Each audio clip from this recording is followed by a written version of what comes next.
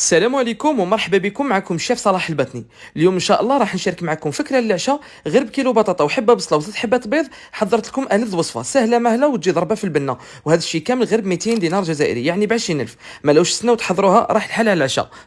خليكم على الصا. اول حاجه في بلاطو زجاجي، اي بلاطو كان عندكم تاع الفور، نحكموا ربع حبات نتاع البطاطا. بطبيعه الحال كميه ترجع حسب عدد افراد العائله، انا درت غير ربع حبات قطعتهم شرائح ولكن تكون نوعا ما رقيقه. حكمت ايضا حبه تاع بصل اللي تكون متوسطه في الحجم، وراح نقطعها ايضا شرائح طوليه بالطريقه الموضحه في الفيديو. بالنسبه للتوابل درت كركم، شويه تاع الملح، عندي ايضا شويه تاع فلفل الكحل وفلفل احمر، وعندي ايضا لي كيوب تاع جامبو. انا درت كعبه تاع مرق الدجاج، صدقوني عطات لي واحد البنه للوصفه من اروع ما يكون. البنه حاضره وما كنتش راح تكثروا بزاف توابل، يعني البنه ما تكبل غير مع لي كيوب تاع جامبو. زدت ايضا شويه تاع زيت نباتي، وراح نخلطوا هاد المكونات كامل مع بعض حتى ينسجموا، ونعدلهم في ذاك البلاطو. نجيبوا نص كاس تاع الماء يكون سخون، نديرو غير على الجوانب، وراح نغطي بالبابي كويسون ونزيد نغطي بالبابي الومنيوم، وراح نفوتهم الفرن مده 45 دقيقه فقط. الور الوقت اللي البطاطا تاعنا راهي طيب في الفرن، نروحوا نحكموا ثلاث حبات نتاع البيض نكسروهم في ريسيبيون صغيره، نديروا لها شويه نتاع المعدنوس، فلفل الكحل والملح.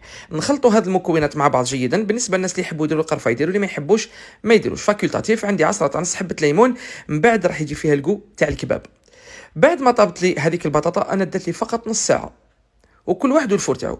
راح نفرغوا هذاك البيض فقط على الوجه، نحاولوا نثقبوا بين البطاطا باش تدخل لنا هذاك البيض حتى القاعده نتاع البلاطو. لهنا بالنسبه للفرماج رابي اختياري، اللي يحب يدير اللي يحب ما يديرش، ومن الاحسن انكم ما ديروش، ديروا غير البيض فقط وحده. صدقوني تجي بزاف بزاف بنينه، وليه توجدوها، وكما قلت لكم غير ب 20,000. واش تستناو توجدوا العشاء تاعكم؟